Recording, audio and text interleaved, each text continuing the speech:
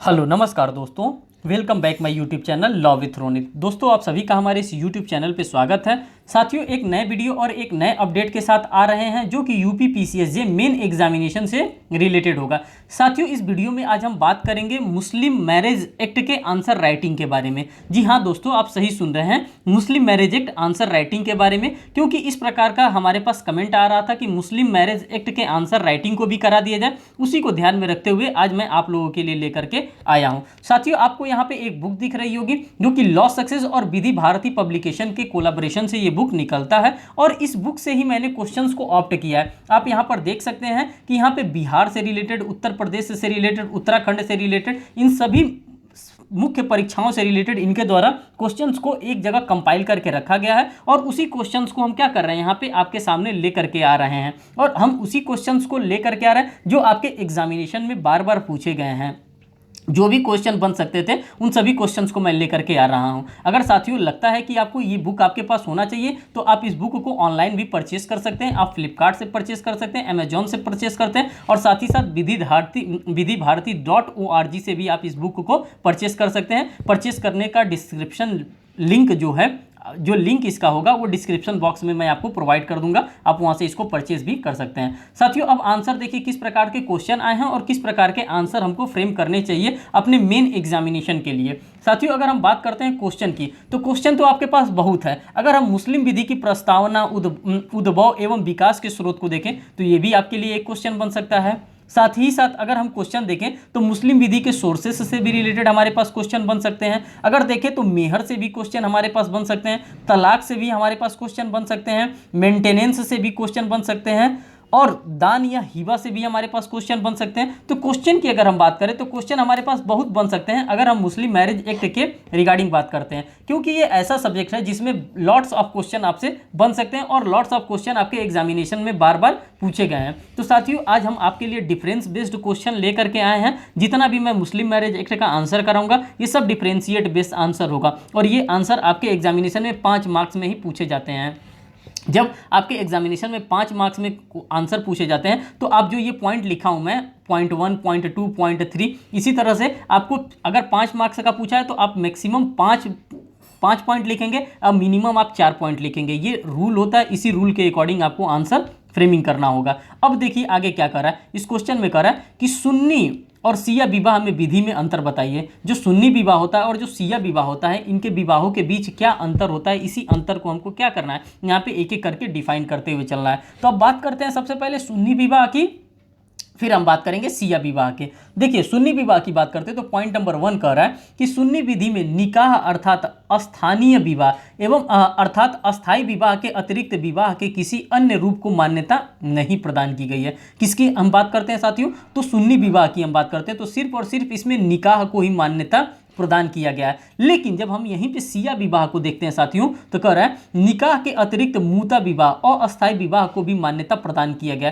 किसके अंतर्गत, तो सिया विवाह के अंतर्गत। सिया मुस्लिम मैरिज एक्ट के अंतर्गत जो सिया लोग होते हैं वो निकाह के अलावा अन्य भी एक शादी कर सकते हैं, जिसको हम लोग मूता विवाह के नाम से जानते हैं, जो कि सिर्फ और सिर्फ अपनी इच्छाओं की पूर्ति के लिए शादी किया जाता है। तो ये आप देख सकते हैं। सेकंड हम बात करते हैं साथियों अगर सुन्नी विवाह में और सिया विवाह में, तो सुन्नी विवाह में करा है सुन्नी विधि में पिता अथवा पितामह के अतिरिक्त विवाह के प्रयोजन हेतु संरक्षक की एक लंबी सूची दी गई है। किसकी बात कर रहे हैं साथियों, तो संरक्षक, जिसमें पिता भी शामिल होता है, पितामह भी शामिल होता है, और उसके बाद से अगर पिता नहीं रहता है, पितामह नहीं रहता है, तो इसमें माँ को भी शामिल किया जा रहा है। इस प्रकार की एक लंबी चौड़ी इनकी लिस्ट दी गई है अकॉर्डिंग टू सुन्नी विधि। लेकिन जब हम यहीं पे सिया की बात करते हैं साथियों तो सिया में कह रहा है कि सिया विधि में केवल पिता या पितामह ही विवाह के प्रयोजन हेतु संरक्षक हो सकते हैं, अन्यथा किसी को यहाँ पे संरक्षक के तौर पे नहीं बनाया गया है। तो आप लोगों ने डिफरेंस को भी देखते चल रहे हैं, ये भी देखते हुए चल रहे हैं कि कौन कौन सी बातों को यहाँ पे इनकॉर्पोरेटेड करना आपके लिए रेलिवेंट होगी।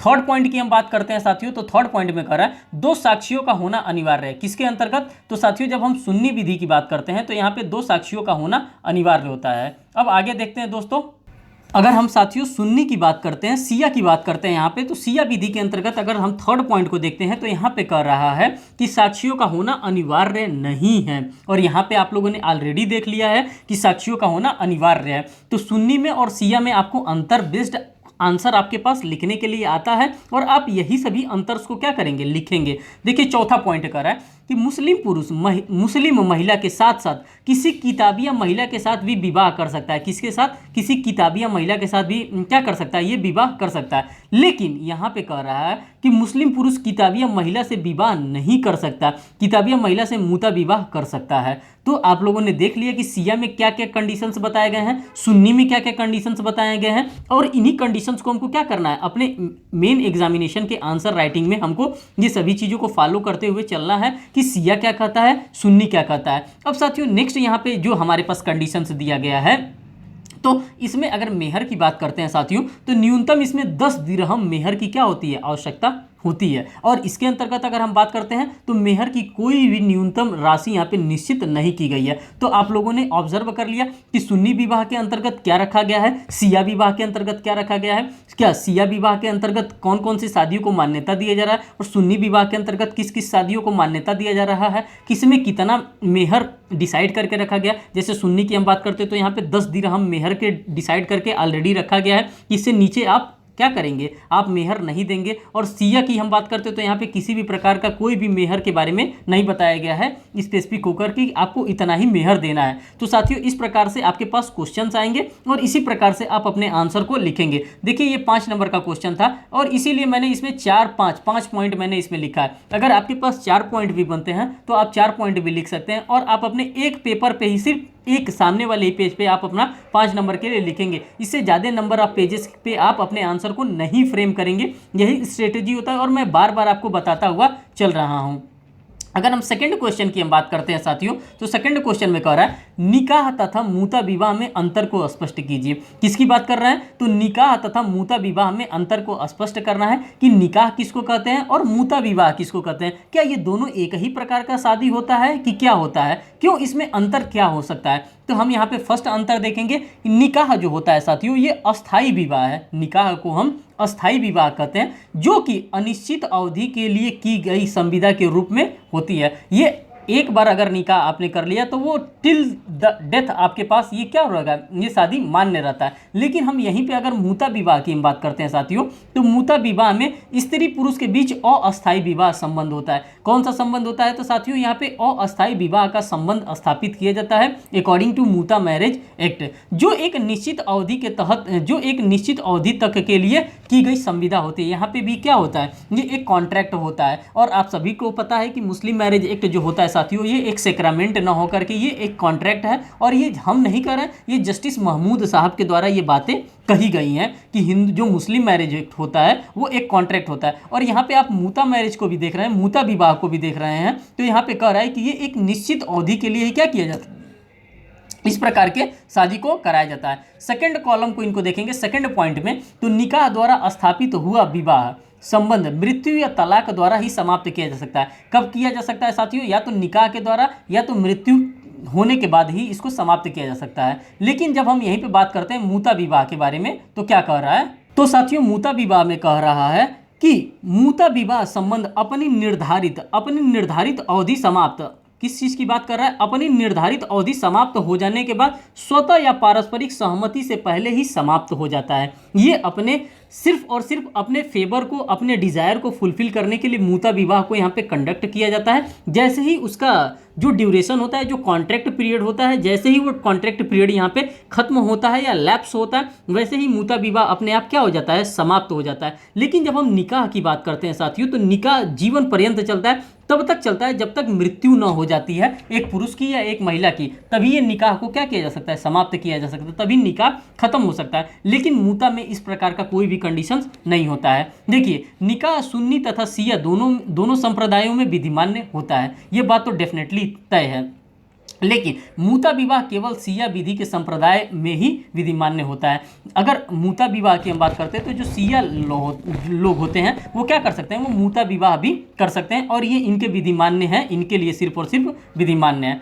नेक्स्ट पॉइंट की हम बात करते हैं, निकाह के बाद यदि पति चाहे तो अपनी पत्नी को तलाक दे सकता है, मेहर देकर संबंध से अवमुक्त छुटकारा प्राप्त कर सकता है। ठीक, ये तो रेगुलर एक वो है, सबको पता है। लेकिन मूता विवाह की अगर हम बात करते हैं तो मूता विवाह संबंध की समाप्ति के बाद पत्नी का भरण पोषण का कोई भी अधिकार उस पुरुष के ऊपर नहीं रहता है, और महिला भी यहाँ पे नहीं क्लेम कर सकती है कि नहीं आप हमें क्या दीजिए, आप हमें किसी भी प्रकार का हमें मेहर प्रोवाइड करिए, क्योंकि एज अ कॉन्ट्रेक्चुअल बेस पे ये क्या होता है, ये विवाह होता है। और इस विवाह को हम लोग क्या कहते हैं, इस विवाह को मूता विवाह के नाम से हम लोग जानते हैं, जो कि मुस्लिम विवाह के अंतर्गत ये एक प्रचलन में है। और यहाँ से क्वेश्चंस बनने के चांसेस थे, इसीलिए मैं इस टाइप के क्वेश्चंस आपके लिए लेकर के आया हूँ। नेक्स्ट क्वेश्चन की हम बात करते हैं साथियों, दान और वसीयत में अंतर को बताइए। ये भी आपके लिए इंपॉर्टेंट टॉपिक है, और यहाँ से भी बार बार आपके एग्जामिनेशन में क्वेश्चन पूछा गया है कि दान किसको कहते हैं और वसीयत किसको कहते हैं, ये दोनों में अंतर क्या होता है, अक्सर आपके एग्जामिनेशन में पूछा जाता है। तो दान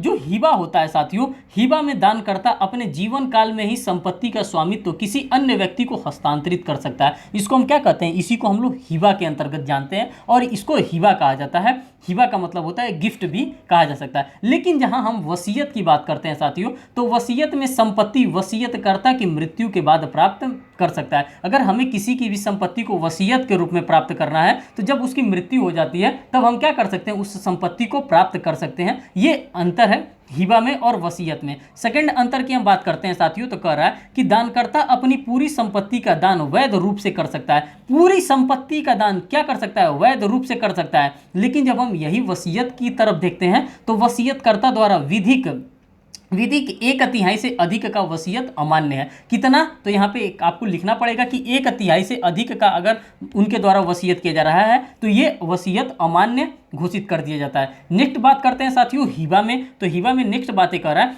हिबा में हिबा की संपत्ति पर कब्जा दानकर्ता द्वारा दान ग्रहीता को तुरंत हस्तांतरित किया जाना चाहिए। कब किया जाना चाहिए, तो तुरंत यहाँ पे उनको हस्तांतरित किया जाना चाहिए। ठीक, किसके अंतर्गत, तो हिबा के अंतर्गत। लेकिन जब हम यही बात वसीयत को देखते हैं, तो वसीयत में वसीयत की संपत्ति पर कब्जे का परिधान को तुरंत हस्तांतरित करना आवश्यक नहीं होता है। इस प्रकार का कोई भी आवश्यक नहीं होता है, किसके अंतर्गत, वसीयत के अंतर्गत। लेकिन हिबा में तुरंत क्या होना चाहिए, उसको ट्रांसफर कर देना चाहिए। अगर आपने हिबा कर दिया, किसी को गिफ्ट कर दिया, तो तुरंत तुम ले जाओ भाई, वो तुम्हारा हो गया, अब उस पर मेरा कोई हक नहीं है। लेकिन वसीयत में इस प्रकार का नहीं है कि नहीं तुम तुरंत ही लेकर के जाओ, उस पर तुरंत उसका अधिकार नहीं हो जाएगा। नेक्स्ट बात करते हैं, हिबा करते समय हिबा की विषय वस्तु का अस्तित्व में होना अनिवार्य है। ये बात सबसे इंपॉर्टेंट है। हम गिफ्ट देना चाहते हैं BMW, हमारे पास BMW है ही नहीं है, तो हम क्या गिफ्ट करेंगे, तो यही बात कर रहा है कि अस्तित्व में होना अनिवार्य है। लेकिन जब हम साथियों वसीयत की बात करते हैं, तो वसीयत की विषय वस्तु का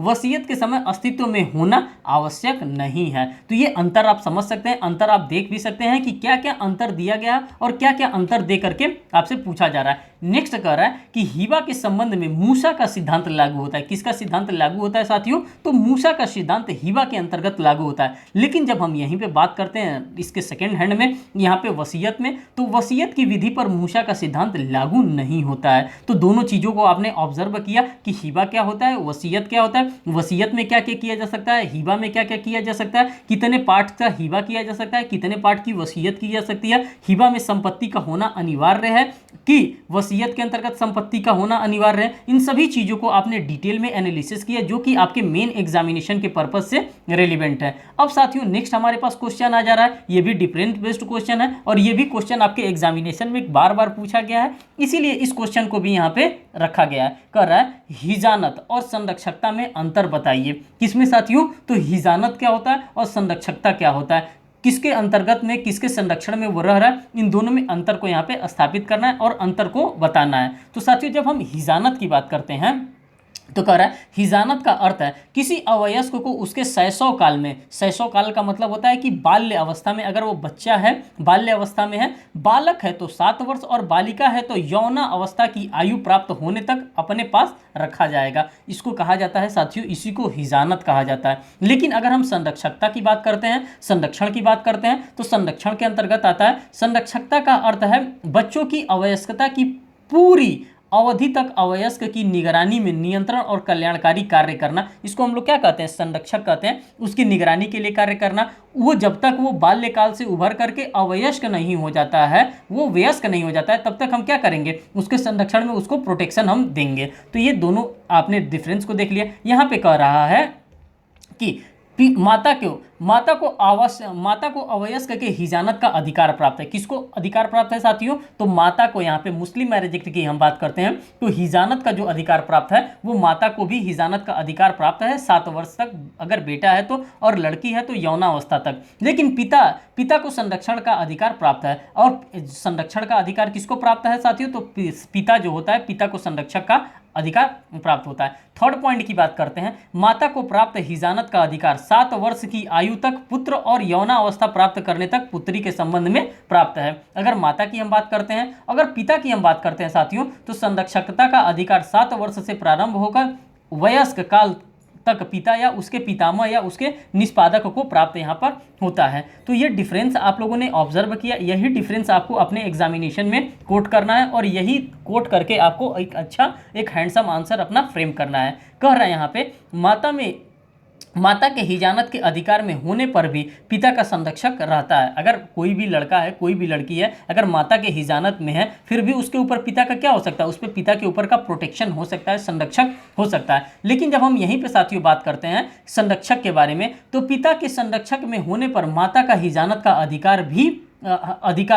अधिकार रह भी सकता है और नहीं भी रह सकता है। तो दोनों पॉइंट्स को आपने यहाँ पे ऑब्जर्व कर लिया। जो आपके क्वेश्चन की डिजायर थी, उस डिजायर के अकॉर्डिंग मैंने पूरा आंसर यहाँ पे फ्रेम करके आपके लिए लेकर के आया हूँ। साथियों, अगर आप लोगों का पॉजिटिवली कमेंट आता है तो इससे रिलेटेड और भी मैं आप लोगों के लिए आंसर फ्रेम करके लेकर के आऊँगा, जो कि आपके मेन एग्जामिनेशन के लिए रेलिवेंट होगा। और साथियों, आपको लगता है कि इस बुक को आपके पास होना चाहिए, तो आप डिस्क्रिप्शन बॉक्स में लिंक पर लिख करके आप वहाँ से बुक भी मंगा सकते हैं। और इसमें लॉट्स ऑफ क्वेश्चन आपके मेन एग्जामिनेशन के पर्पस से दिया हुआ, और ये बुक एकदम अपडेटेड है और ये 6th एडिशन है हमारे बुक का। और साथियों, अगर एक इन्फॉर्मेशन और देना चाहता हूं, अगर आप हमारे चैनल पर नए हैं तो चैनल को जरूर सब्सक्राइब करिएगा, वीडियो को लाइक करिएगा। अगर ये सेशन आपको पसंद आया हो, अगर इस टाइप के और भी सेशन चाहिए, तो साथियों आप हमें प्लीज़ पॉजिटिवली कमेंट दे करके बताइएगा। तो इस प्रकार के और भी सेशन मैं आपके लिए कंडक्ट करके लेकर के आऊँगा। और भी अगर किसी चीज़ पर आंसर फ्रेमिंग चाहिए तो आप हमें प्लीज़ कमेंट करके वो भी बताइएगा। धन्यवाद दोस्तों, फिर नेक्स्ट वीडियो में आपसे मिलते हैं बहुत जल्द। Thank you.